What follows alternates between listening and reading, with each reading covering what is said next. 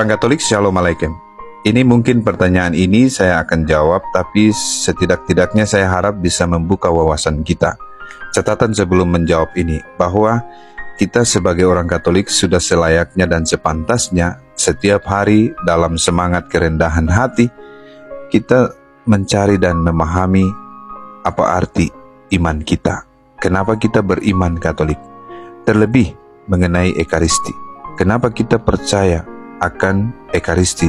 Kenapa kita mengimani sesuatu yang dikerjakan, yang dibuat langsung oleh Tuhan Yesus itu? Yang dalam gereja kita sebut Ekaristi itu adalah sumber dan puncak kehidupan gereja. Itu misalnya seperti itu. Sebagai orang Katolik, sebaiknya kita, ya kalau ada kesempatan, kita menambah wawasan kita tentang iman kekatolikan kita. Nah, sekarang menjawab pertanyaan ini. Pertama dulu, misa itu tidak pernah ada di tempat lain selain di dalam gereja Katolik. Kenapa? Karena apa yang dibuat oleh Yesus 2000 tahun yang lalu bersama para rasulnya itu dilestarikan setiap saat sampai hari ini dan bahkan sampai selama-lamanya di dalam gereja Katolik. Karena jelas Yesus memerintahkan untuk melakukan itu. Lakukanlah ini. Lakukanlah ini itu adalah sakramen Ekaristi, perayaan Ekaristi. Lakukanlah ini sebagai kenangan akan daku. Maka, satu, selain Yesus menetapkan Ekaristi, dia juga menahbiskan ke-12 rasulnya untuk menjadi imam-imam yang bisa merayakan Ekaristi sepeninggalan beliau.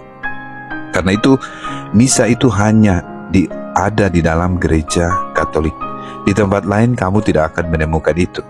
Hanya di dalam gereja Katolik, lewat kuasa tabisan yang turun-temurun dari para rasul sampai hari ini, bagi para uskup hingga para imam, mereka-mereka inilah yang dalam nama Yesus berkuasa untuk mengubah roti dan anggur menjadi tubuh dan darah Kristus. Sebagaimana perintah Yesus, lakukanlah ini.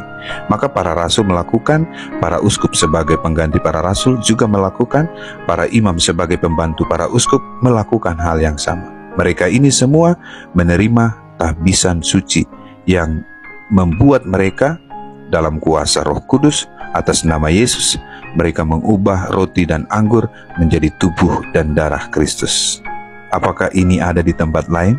Tidak ada. Kuasa tabisan yang dari para rasul, yang dari Tuhan Yesus turun kepada para rasul, sampai hari ini hanya ada di dalam gereja Katolik. Maka dengan ini, Ekaristi sungguh unik. Apakah kita pantas menyambut di tempat lain? Tidak boleh.